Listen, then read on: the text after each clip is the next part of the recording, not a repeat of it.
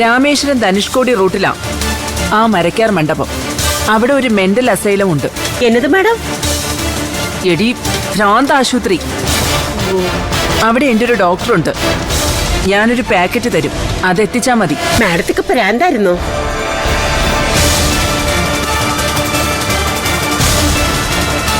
ആ, നീ വന്നോ?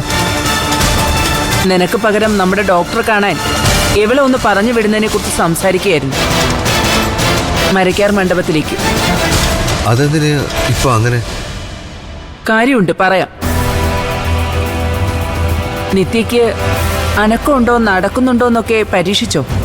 അനക്കം ഉണ്ടെന്ന് എനിക്ക് ബലമായ സംശയമുണ്ട്.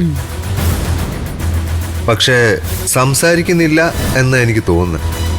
അത് നിന്റെ തോന്നലല്ലേ? എന്തായാലും അമ്മയും മുത്തശ്ശി അറിയാതെയുള്ള ചില നീക്കങ്ങളുണ്ട്, അതുറപ്പാ. നോക്കാം. അങ്ങനെ ദീർഘകാലം കാത്തിരിക്കാനാവില്ല. നിത്യ തീരണം.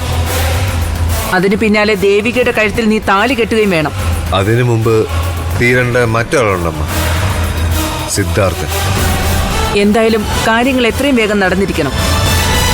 നാട്ടിൽ നമുക്ക് കുറച്ച് നിലമുള്ളത് ഞാനങ്ങ് വിൽക്കുക. മണി ഫ്ലോയുടെ കുറവുകൊണ്ട് ഒന്നും മാറ്റിവെക്കണ്ട. അമ്മ പറയും പോലെ.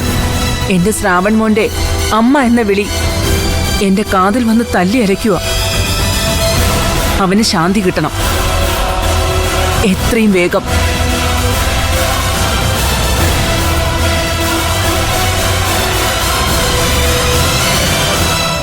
രാമ, രാമ,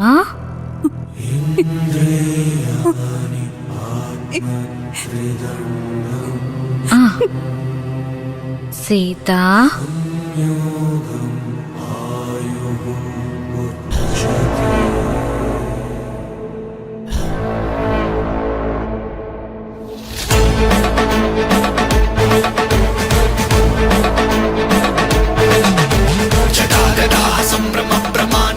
నిర్జనీ విలోల విచ్చి వల్లరీ విరాజమాన మూర్ధని గద్ద గద్ద గజ్వలల్ల లత్త పత్త పావకే కిశోర చంద్రశేఖరే రతి ప్రతీక్ష